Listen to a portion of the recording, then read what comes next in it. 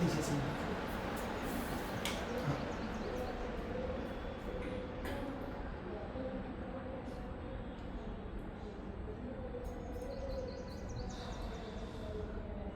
నమస్తే అండి. మా గురువుగారైనటువంటి పూజ్యులు అన్నవరపు తిరుపతి మూర్తి అవధాని గారు వారి యొక్క పర్యవేక్షణలో ఒక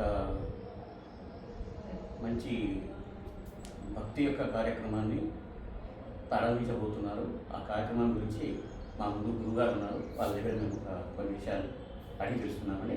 నమస్తే. నమస్కారం. నమస్కారం. పరమేశ్వరాత్మం ఆయుష్మాన్ భవ సకల శ్రేయోభివృద్ధ్యస్తు. బాగున్నారండి? అవునా గురించి ఈరోజు భక్తి కార్యక్రమం మంచి చాలా కార్యక్రమాన్ని ఒకటి మీకు ముందు ఉంచుకున్నారు. అది ఎక్కడ చేస్తున్నారు, దాని యొక్క వివరాలు మాకు మీరు చెప్పాలి. తప్పకుండా అండి. హనుమత్ జయంతి రేపు 12వ తారీఖు మంగళవారము, పూర్వభద్ర నక్షత్రము, వైధృతి యోగము, విష్టి భవకరణములు అనేటువంటిది కలిసి రావటం అద్వితీయమైన యోగము. ఆ యోగాన్ని పురస్కరించుకొని సామూహికంగా ఎంతమంది అందుబాటులో ఉంటే అంతమందిని కూడా కలుపుకొని 1,00,000 సార్లు హనుమాన్ చాలీసా పారాయణ చేయాలి. సాయంత్రం 5 గంటల నుంచి 9 గంటల వరకు ఆ హనుమాన్ చాలీసాతో పాటుగా మన్యు సూక్త పారాయణ అనేటువంటిది కూడా స్వామివారికి చాలా విశేషమైనటువంటిది. అది చేస్తూ 1,00,000 విప్పపూలు, మధుపుష్పములు అంటారు, ఆ 1,00,000 విప్పపూలతో స్వామివారికి అర్చన చేయాలి అనేటువంటిది సంకల్పం జరిగినది. మనకు నాంపల్లిలో లలిత కళా తోరణం అనేటువంటిది ఉన్నది. ఆ లలిత కళా తోరణంలో 12వ తారీఖు సాయంత్రం 5 గంటల నుంచి 9 గంటల వరకు జరుగుతుంది. అక్కడ మనం ప్రతి ఒక్కరిని కూడా వారి స్వహస్తాలతో అర్చన చేయించుకోవడానికి కూడా అవకాశం బ్రాహ్మణులకు ఉంది. అక్కడ పూజలో పాల్గొనేటువంటి వారికి మనం ప్రధానంగా ఇచ్చేటువంటిదిగా ఈ యంత్రం అనేది హనుమాన్ యంత్రం అంటారు. ఈ యంత్రం ఏదైతే ఉన్నదో ఈ యంత్రానికి గత వారం రోజులుగా మొదలుపెట్టి మన్యు సూక్త పారాయణ అనేటువంటిది నడుస్తుంది. మన్యు సూక్తము అనేటువంటిది ఎంత విశేషము అంటే ఒక్కసారి విన్నా చాలండి, లోపల ఉన్నటువంటి ఎన్నో రకాల ఇబ్బందులు తొలగిపోతాయి. అటువంటి మన్యు సూక్తాన్ని 11,000 సార్లు పారాయణ చేసి ధారదత్తం చేస్తున్నాము. చేసిన తర్వాత అక్కడ పూజలో ఎవరైతే కూర్చుంటారో కూర్చున్న వారికి యంత్రాన్ని ఇచ్చేస్తాం. వారు ఒక ప్లేట్ పెట్టుకుని ఇట్లా ఒక ప్లేట్ పెద్ద దొరుకుతుంది, ఆ ప్లేట్లో యంత్రాన్ని పెట్టేసుకుంటే ఇవి విప్ప పూలు అంటారు. వీటిని చెప్తాను. మధు పుష్పము అని అంటారు. ఏదైనా మనం ఒక విధానం ముందుకు వెళ్ళాలి అనుకున్నప్పుడు అవాంతరాలు వచ్చి ఆటంకాలు వచ్చి అది నడవట్లేదు అన్నప్పుడు దాన్ని స్వామివారికి సమర్పణ చేసినట్లయితే 72 గంటల తర్వాత ఆ ఒక ఫలితాన్ని మనం చూడగలుగుతాం. అంత విశేషమైన విప్ప పువ్వు. అందులోనూ కూడా మనకు అది భద్రాచలం వైపు అడవిలో దొరుకుతుందండి. కొంతమంది తెలిసిన వాళ్ళని పంపించి వాళ్ళ ద్వారా అడవిలో పరిసరాలు మొత్తం సేకరించి తెప్పించడం జరిగింది. 1,00,000 మధు పుష్పాలు కూడా మనం తెప్పించామండి. వారందరూ కూడా వారి స్వహస్తాలతో యంత్రానికి 28 సార్లు, 27 ప్రధానం, ఇంకొకటి 27 అనేటువంటిది నక్షత్రం. భూమి మీద జన్మించిన వాళ్ళు ఎంతమంది ఉన్నా నక్షత్రాలు 27 ఉంటాయి. అందులోనే సర్క్యులేషన్ అవుతారు ప్రతి ఒక్కరు కూడా. కాబట్టి ఈ నక్షత్ర పూర్వకంగా 27 సార్లు అభిజిత్ నక్షత్రంతో కలిపి 28వ సారి. ఎవరికైనా డేట్ ఆఫ్ బర్త్ తెలియదు, సమయం తెలియదు అనుకున్న వాళ్ళకి అభిజిత్ నక్షత్రాన్ని, అభిజిత్ లగ్నాన్ని తీసుకోవాలి. కనుక ఈ 28 సార్లు పారాయణ చేసి ఆ విప్పపు స్వామివారి మీద వదిలి చివరికి తీసుకెళ్ళి మళ్ళీ పంచలోహాల విగ్రహం తెప్పించాం ఆంజనేయ స్వామి వారికి. ఆ స్వామివారి పాదాల దగ్గర ఉంచి ఆ యంత్రాన్ని ఇంటికి తీసుకెళ్ళడం. ఈ మధుపుష్పంతో అర్చన చేసి ఈ యంత్రాన్ని ఇంటికి తీసుకొచ్చి ఇంటి గుమ్మం ముందు మనం పెట్టుకోగలిగితే ఇందాక మనం చెప్పినట్టుగా 72 గంటల తర్వాత నుంచి దాని యొక్క ప్రభావం చూస్తారు. ఇంతవరకు కూడా మన పరిసరాల్లో ఎక్కడా జరగలేదు. ఆ రకంగా స్వామివారికి శతఛిద్ర అభిషేకం అండి. శతఛిద్రము అనగా మీ భాషలో చెప్పాలంటే చిల్లులు వేసిన అని అంటారు.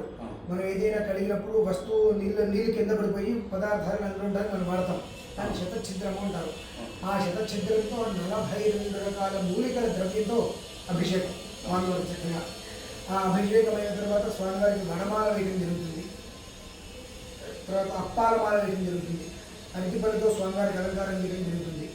అనంతరము మన్యు సూక్త పారాయణతోటి స్వామివారికి 11 సార్లు పారాయణ చేసి భక్తులందరూ వచ్చిన తర్వాత 7 గంటల నుంచి హనుమాన్ చాలీసా మొదలుపెట్టినప్పుడు బెల్లము, తెల్ల ఆవాలు, మిరియాలు, తేనె, తమలపాకులు, బిప్ప పువ్వు ఈ పదార్థములతో స్వామివారికి మంజుసూక్త హోమం జరుగుతుందండి. ఆ హోమం జరుగుతున్న సమయంలోనే ఏకకాలంలో అటు హనుమాన్ చాలీసా పారాయణ, మంజుసూక్త హోమం, ఆంజనేయ స్వామి వారి యొక్క పంచలోహముల విగ్రహములకు 1,00,000 బిప్పపూలతో అర్చన ఏకకాలంలో జరుగుతుంది. ఇది కేవలము ఎందువల్ల చేస్తున్నాము అంటే 29 సంవత్సరాల అనంతరం ఇవన్నీ కలిసి వచ్చినాయి. మరలా ఎప్పుడు వస్తుందనేటువంటి విషయం మన ఊహకు అందరూ. ఆ సమయానికి మనం ఉండమో తెలియదు. కనుక ఏ పరిస్థితులలో కూడా ఏదో ఒక రకమైన ఆటంకం నుంచి మనుషులు ఇబ్బంది పడతారు. కాబట్టి ఎలాంటి ఆటంకము లేకుండా అందరూ కూడా క్షేమంగా ఉండాలని ఒక సంకల్పంతో ఆ క్రతువును మొదలుపెట్టడం జరిగింది. భక్తులందరూ కూడా సాయంత్రం 5 గంటల నుంచి 9 గంటల వరకు కూడా వచ్చి చక్కగా స్వామివారి యొక్క పూజలో పాల్గొని స్వామివారి యొక్క తీర్థప్రసాదాలు స్వీకరించి ఆయన యొక్క అనుగ్రహాన్ని పొందాలని చెప్పి మనస్ఫూర్తిగా కోరుకుంటున్నాము. అయితే ఇందులో చిన్న బయట నెగిటివ్ కూడా టాక్ వచ్చిందండి. మీరు ఏదో డబ్బులు వసూలు చేసేస్తున్నారు అనేటువంటిది. ఇప్పుడు అక్కడ పూజలో కూర్చున్నటువంటి వాళ్ళకి 8 రకాల ద్రవ్యాలు ఇస్తున్నామండి. ఒకటి యంత్రము, ఖర్జూర పళ్ళు, విప్ప పువ్వు, ఆంజనేయ స్వామి వారి రక్ష, ఆ రక్ష ఒకటి, ఒక ప్లేటు ఒకటి, తమలపాకులు, 2 రకాల ప్రసాదాలు. ఏమి తెచ్చుకోకర్లేదండి. అవన్నీ అంటే మీరందరూ ఇవన్నీ తెచ్చుకోండి అంటే ఎక్కడెక్కడ తెచ్చుకుంటారో తెలియదు. కానీ ఒక విధానానికి అనుసరించిన యంత్రం ఒకే విధానంలో ఉండాలి. ఒక్కొక్కరు ఒక్కొక్కటి ప్రయత్నం చేసి కుదరక నానా రకాల ఇబ్బందులు పడతారు. ఆ ప్రయత్నము ఇబ్బంది పడవద్దు. 511 రూపాయలు మీరు ఏర్పాటు చేసినట్లయితే మొత్తం అన్ని కూడా కిట్టి మేమే మీకు అందివ్వడం జరుగుతుందని ఒక ఉద్దేశ్యంతో 511 రూపాయలు పెట్టడం జరిగింది. అంతేగాని వాళ్ళు ఏదో డబ్బులు ఇచ్చేస్తే అదేదో తినేయడానికి కాదండి. ఎందుకంటే ఎంతమంది వస్తే అంతమందికి కూడా మంచినీళ్ళు కావచ్చు, తీర్థప్రసాదాలు కావచ్చు, అక్కడ కూర్చోడానికి కావాల్సిన ఏర్పాట్లు కావచ్చు, లైటింగ్ కావచ్చు, మనం ఎక్కడైతే క్రతువు చేస్తున్నామో ఇప్పుడు ఆ స్థలానికి డబ్బులు కావచ్చు, అన్నీ కూడా ఇది ఒక మనిషి ఒక ఇంట్లో చేసుకుంటే దాదాపు కొంత వేల రూపాయలు ఖర్చు అవుతుంది. అలా కాకుండా 500 రూపాయలతో కొన్ని వేల మందికి అవకాశాలు కల్పించాలి అని ఒక ఇంట్లో కొన్ని వేల రూపాయలు ఖర్చు పెట్టి చేసేదానికన్నా కేవలం 511 రూపాయలతో కొన్ని వేల మందికి ఈ అవకాశాన్ని కల్పించి అది పంపించాలని ఒక ఉద్దేశంతో ఈ యొక్క సంకల్పం జరిగిందండి. అంటే వచ్చే భక్తులు దంపతులతో రావచ్చా, విడిగాను రావచ్చు, దంపతులుగాను రావచ్చు, పిల్లలు రావచ్చు, పెద్దలు రావచ్చు. ఎందుకంటే ఆంజనేయ స్వామి వారు పిల్లలతో తోడుగా ఉంటారు, పెద్దలకి తోడుగానే ఉంటారు. కాబట్టి వీరే అనేటువంటిది లేదండి. దంపతులు రావచ్చు, విడివిడిగాను రావచ్చు. అంటే ఒక కిట్ అనేటువంటిది ఒకళ్ళకి లేదా దంపతులకి అది ఉపయోగపడుతుంది. అట్లా 5 గంటలకి ప్రారంభం అండి. 9-9:30 వరకు అటు ఇటుగా అవుతుంది. ఎందుకంటే హడావిడి పడితే అరగంటలో పూర్తి చేసుకోవచ్చు. ప్రశాంతంగా చేయాలి. స్వామివారికి అభిషేకాలు పూర్తిగా జరగాలి. ఏదైతే సంకల్పంలో మనం చెబుతున్నామో ఈ యంత్రం అనేటువంటిది ఎవరింటికి అయితే వెళ్తుందో వారి 72 గంటల్లో ఆ ఫలితాన్ని 72 గంటల అనంతరం ఆ ఫలితాన్ని వాళ్ళు చూడగలగాలి. అంటే దానికి తగ్గ మంత్రం మనం అక్కడ ఖచ్చితంగా చేస్తే 7 గంటలకి సంకల్పం అందరి చేత. పూజలో ఎవరెవరైతే కూర్చుంటారో వాళ్ళందరి చేత కూడా 7 గంటలకి సంకల్పం ఉంది. పూజలో కూర్చోలేని వాళ్ళు కూడా విడిగా కూడా వచ్చి పారాయణ చేసుకోవచ్చు.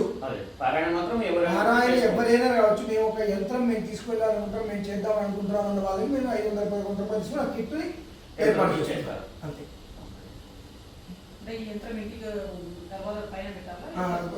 మన ఇంట్లో పెద్ద సింహద్వారం పైన డబల్ స్టిక్కర్స్ ఉంటాయి కాబట్టి ఎట్లయినా సరే అది ఎగిరిపోకుండా అలాంటి పెట్టుకుంటే జెండాపై కపిరాజు అని చెప్పి అర్జునుడి యొక్క రథ సారథిగా శ్రీకృష్ణ పరమాత్మ ముల్లోకాల్ని నడిపేటువంటి వాడు. ఆ శ్రీకృష్ణ పరమాత్మ రథ సారథిగా ఉండగా పైన జెండాపై కపిరాజు విజయ ధ్వజం అంటారు దాన్ని. ఆ రకంగా ప్రతి ఇంటి ముందు కూడా ఉండాలి అనేటువంటి ఉద్దేశంతో ఈ సంకల్పం చేయడం జరిగిందండి. మేము కూడా మా సాధ్యమైనంత వరకు మా కమ్యూనిటీలో కానీ మాకు తెలిసిన బంధువులని ఫ్రెండ్స్ని అందరినీ కూడా ఈ యొక్క మహత్తరమైనటువంటి కార్యక్రమంలో పాలు పంచుకొని తమ వంతు సేవను చేసుకొని ఆ భగవన్ కృపని అందరూ కూడా పొందాలని మా గురువారి ద్వారా మేము మాకు ఈ అవకాశం ఇచ్చినందుకు వారికి శిరస్సు నుంచి పాదాభివందనం చేస్తున్నాను. థ్యాంక్స్ అండి.